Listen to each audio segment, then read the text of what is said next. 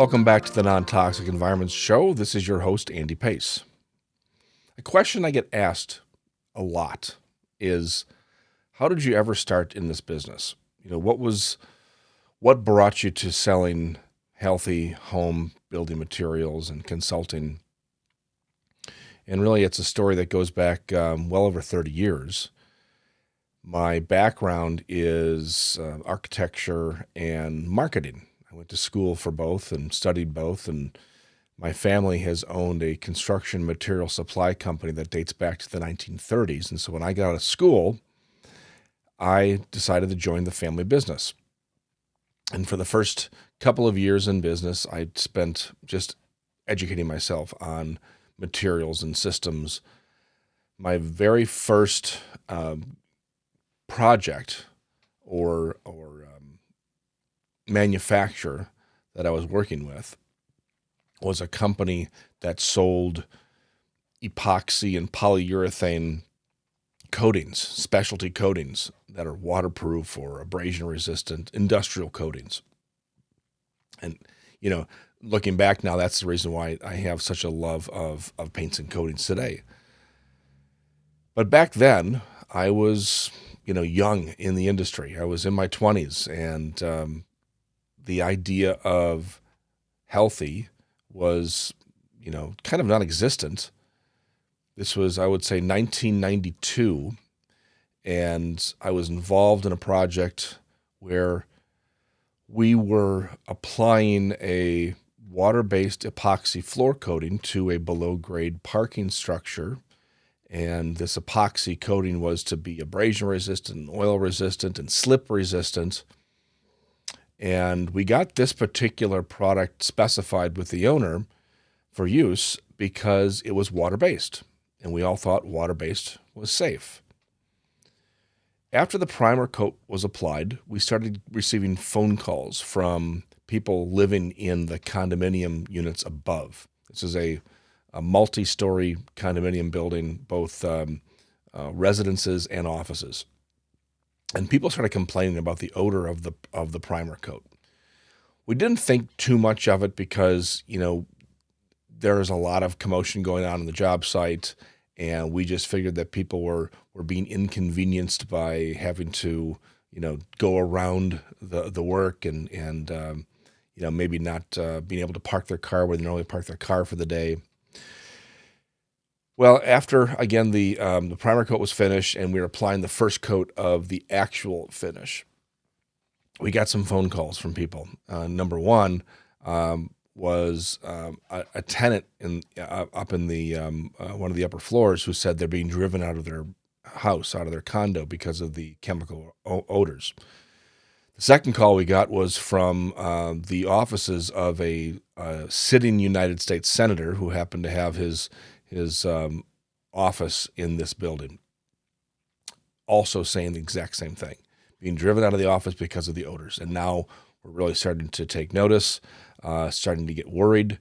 I actually went down to the job site to speak with the crew, only to find out that several of the workers had to be taken to the hospital because of inhalation complications. They literally couldn't breathe because of the materials that were being used down there.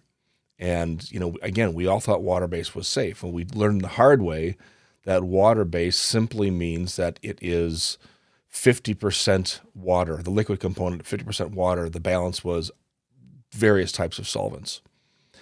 And so we stopped the job. We took about a week to evaluate the materials that were being used, and decided to finish up the job using another product that was far less in solvent. What this did, though, was give us an insight into what it's like for people to be chemically sensitive.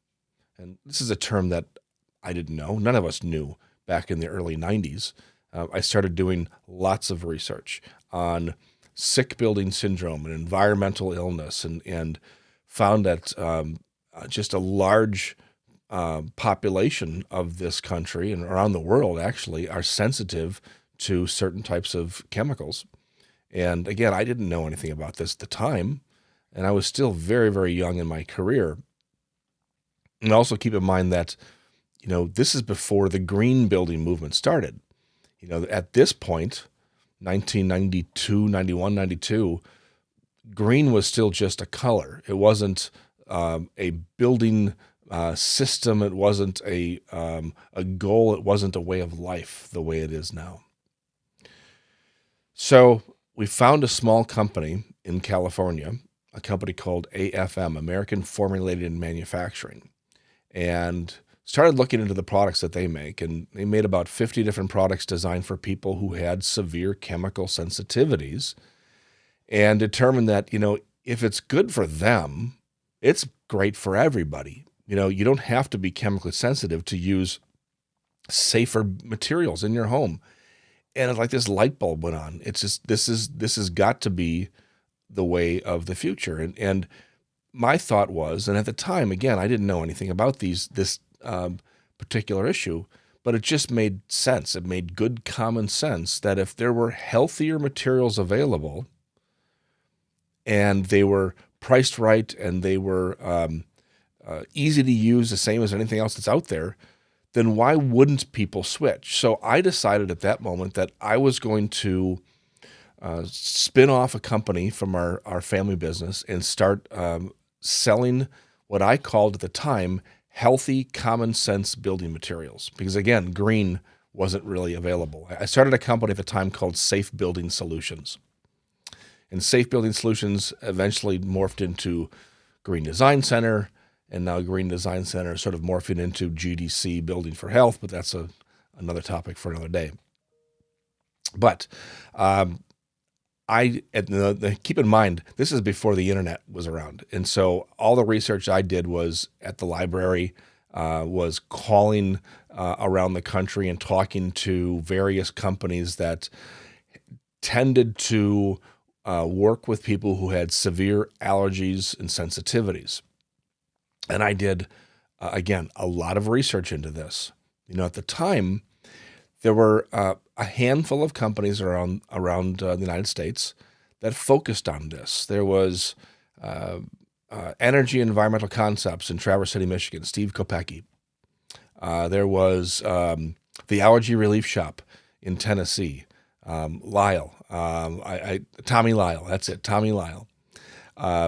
There was a few others here and there that really specialized in this. And again, they worked with people who had these severe sensitivities. Just an absolutely fascinating world that I was learning all about this.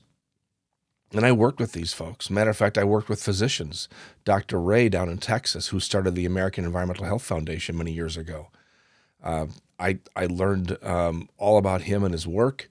Matter of fact, I worked with him a bit in authoring papers on the state of the building industry and what it's doing to the occupants of our buildings.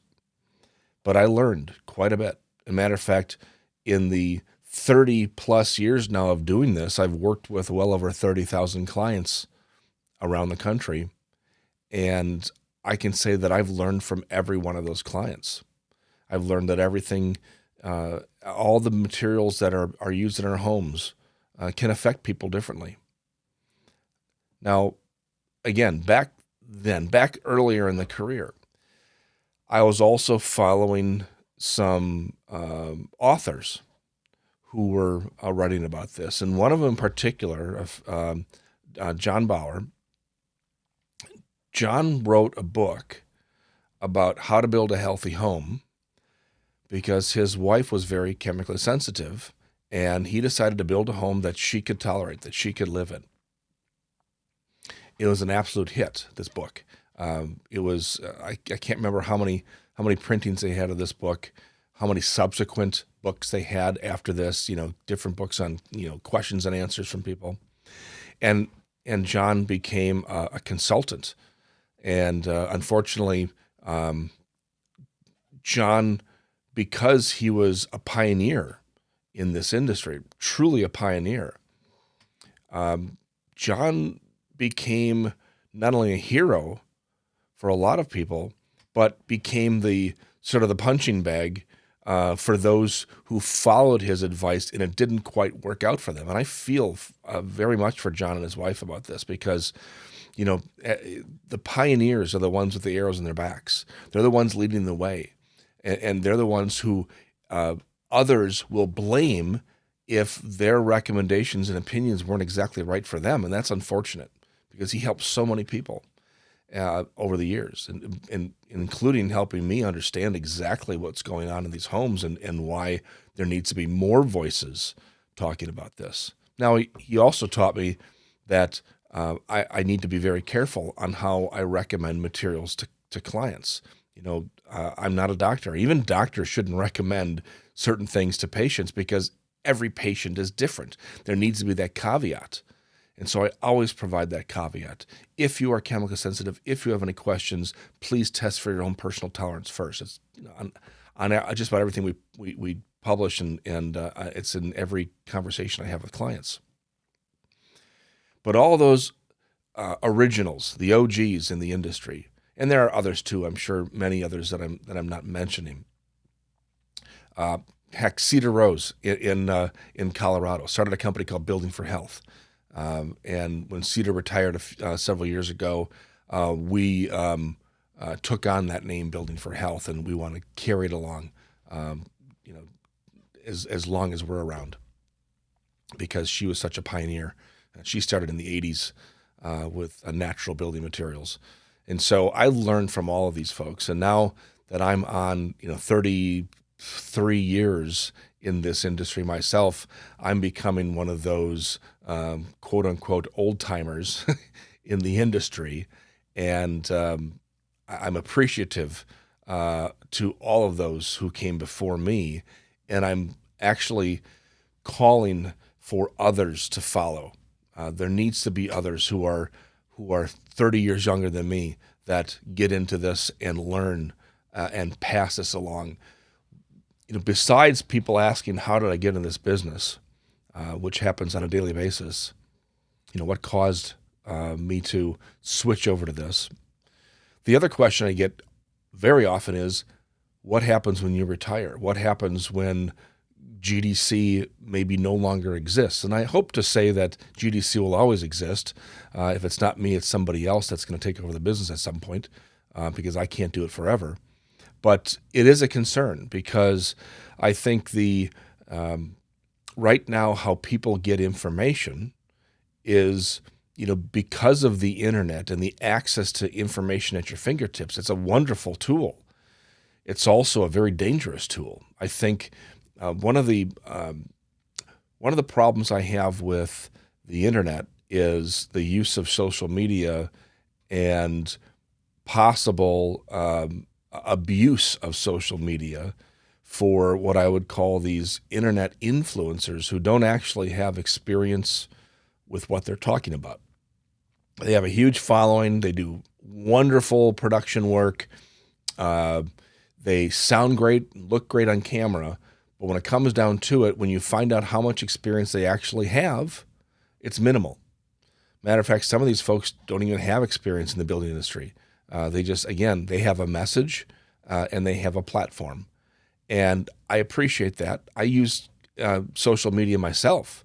Matter of fact, you may have found this video through a post on Instagram or a post on YouTube or some other platform. But I'm not saying that all influencers are dangerous. I'm saying be careful of who you get your information from and who you decide to trust.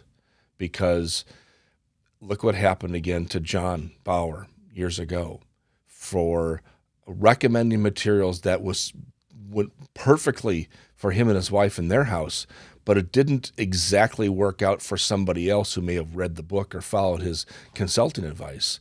And that's not his fault. It's nobody's fault. It is what it is. And so we need to be very, very mindful of how this information is disseminated because we don't want to cause additional problems. And so I really hope that people listen to this and really take it to heart and follow my advice, which is to be careful on how you disseminate your information.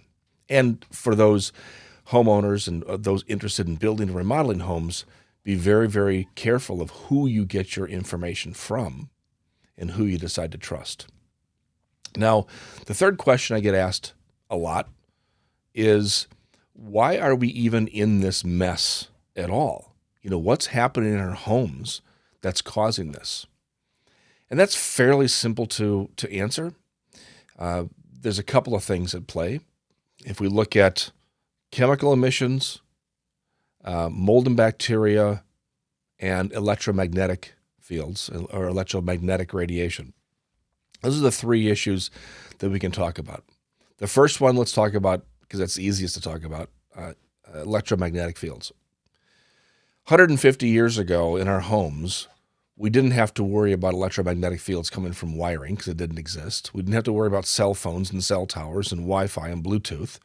All we had was the natural polarization of the Earth and the moon, essentially causing electromagnetic fields here on our planet. Within the last 150 years, and really the last, I would say the last 25 years, because of cell services and Wi-Fi, this is becoming an enormous problem for some people, not for everybody. For a small percentage of folks who are extremely sensitive, who may have other underlying conditions of mast cell activation or chronic inflammatory response or Lyme's disease, this can actually cause a electromagnetic field sensitivity. And there are other things, of course, that can cause this, but these are the biggest issues. And so as humans who have been on this planet for tens and hundreds of thousands of years, we're now being asked to adapt to what's been happening in the last 25 to 150 years in just a split second. And we can't do that. It's going to take generations. It's going to take thousands of years for humans to adapt to these new electromagnetic fields. So what can we do in our homes? And that's fairly simple, is to say not much. We have to limit the close proximity of these devices to our person. We have to limit our close proximity to electromagnetic fields coming from wiring and from electrical devices. But we're not going to be able to eliminate it completely because at this point it's everywhere. And so there are very few places in our country where you can go where that's not going to be an issue for you. Very few places. So the best we can do is at least cut down on our personal exposure by our devices and keeping them away. In our homes, there are methods of wiring and shielding and using filtration devices for electromagnetic fields, for dirty electricity, and so forth. So why are we having problems with indoor air quality? Well, I would say indoor air quality, combining both chemical exposure and mold and bacteria, are actually all from one issue. And that one issue is the homes that we live in are becoming less and less breathable. And the old adage that a home needs to breathe, I used to say is not really true. The occupants of the home need to breathe. The home could care less. And so, but I have to define the difference in what I mean by breathing. So first of all, with all these green building technologies, high performance, that started back in the 90s and 2000s to make our homes tighter, more energy efficient, the unintended consequence of making our homes more energy efficient was we've tightened up the envelope so that we have less and less air penetration into the home, so it's less expensive to cool and heat throughout the seasons. The downside to that is we're not bringing in enough fresh air from outside. And so it took a while for the building industry to sort of adapt to this new concept, and now we're starting to incorporate energy recovery ventilators into into our HVAC systems. Not everywhere, of course.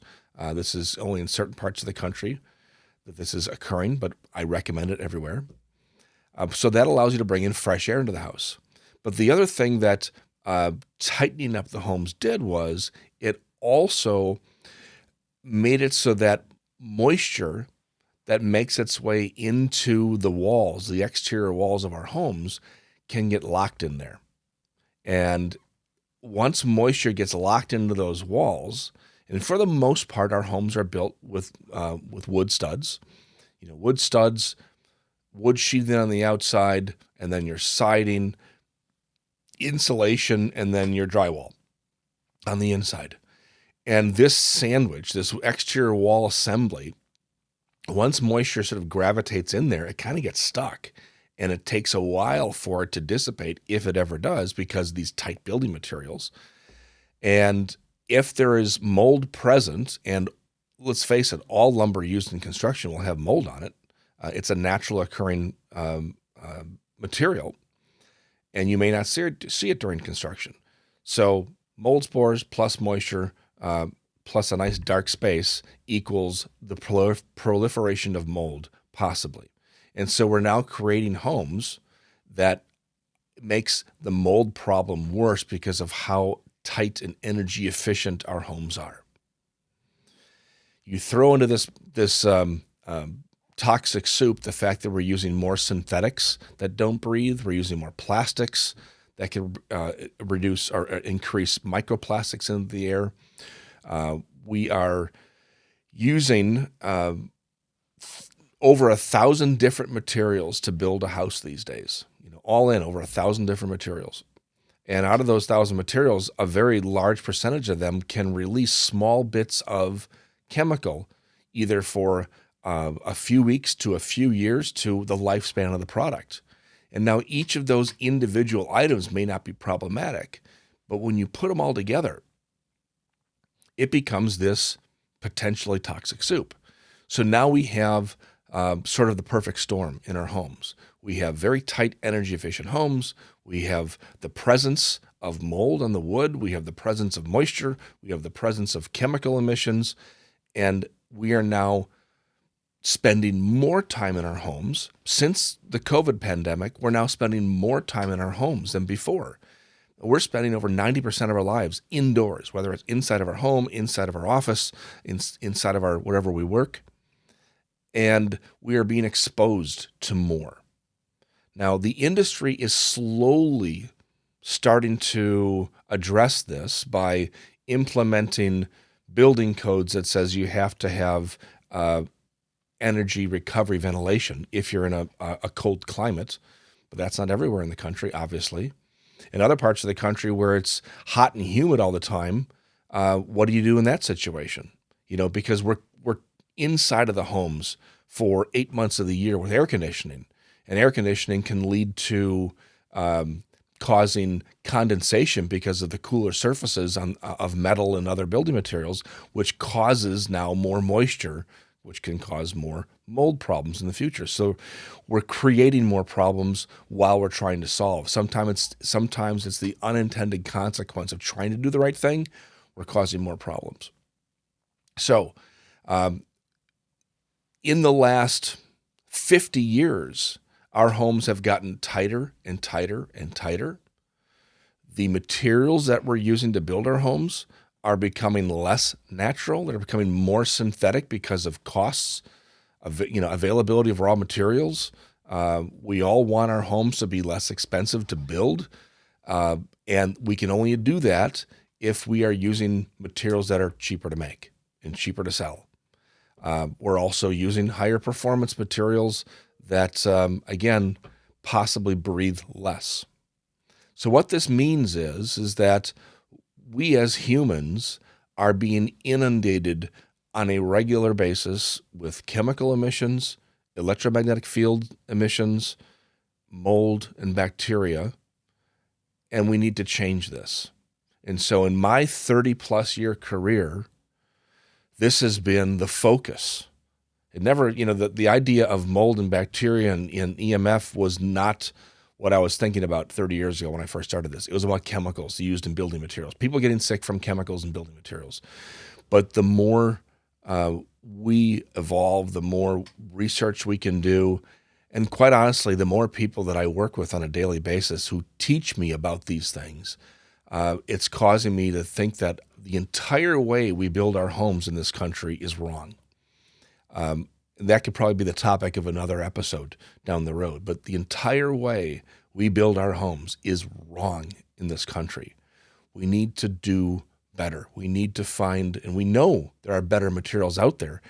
Better materials to use would be things like concrete and possibly steel to build our homes. Now, I know I'm going to get some hate mail from the environmentalists that listen, and I have no problem promoting eco-friendly, sustainable materials.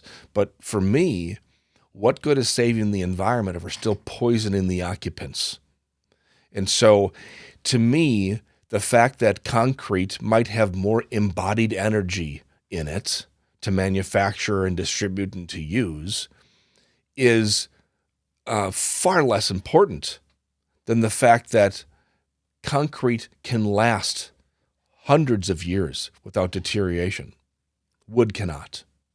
The oldest wood structure in the United States was built in the 1600s, and you can't even enter in the building because it's collapsing. The Colosseum in Rome was built over 2,000 years ago, and it's still standing today, and you can tour it. Why? Because it's made of concrete. So we need to evaluate what's most important. Is it important for us to do our part to quote unquote save the environment while we're still poisoning ourselves? Is that the goal? Or is the goal to kind of like they say when you get onto an airplane, and if the oxygen masks drop, put it on yourself first before you help others. We need to help ourselves first. We need to help the human occupants of this planet and of our homes first. We can't preach sustainability if we can't sustain our own lives. So that's been the goal of my career for over 30 years. That's why I do what I do. That's why I hope to be in this business still in another 30 years. I love what I do. I love talking to each and every client every single day. I learn from every one of them, and that allows me to pass that along to others. Your experiences, and unfortunately, sometimes your really, really bad experiences, the horrible health issues that you've gone through, your health journeys that I've learned about, I've been able to help others with because you're sharing your information with me, you're sharing your stories with me, and I appreciate that. So, folks, that's how Andy Pace and the Green Design Center started. That's why we're in this mess in our building industry, but this is why I have hope that we will change. We are changing. People are listening. People are starting to follow better advice. But we need to do more. And if you are in this industry and you're listening, if you are a designer, an architect, a builder, an influencer, please educate yourself on this. Please understand that the information that you disseminate to your clients and to your followers, knowledge is power, but knowledge given without context can be extremely dangerous. So please make sure your customers know, your followers know that everybody has to test for their own personal tolerance because, as they say, your mileage may vary. Your experiences might be different from the next, so be careful with that. Anyways, folks, thanks for listening. I wanted to take this opportunity this week just to talk to you one-on-one, let you know all about this. And if you were ever interested in this, I hope it was interesting for you. I apologize to those who got bored during this presentation. I'll tell you that the last 30 minutes has been done without one single note, with me just looking at the camera and kind of spilling it out of my head. And so I'm sure I missed a lot of things, and I apologize for that. But I needed you to know that's right from the heart. So thank you all very much, and we'll talk to you next week.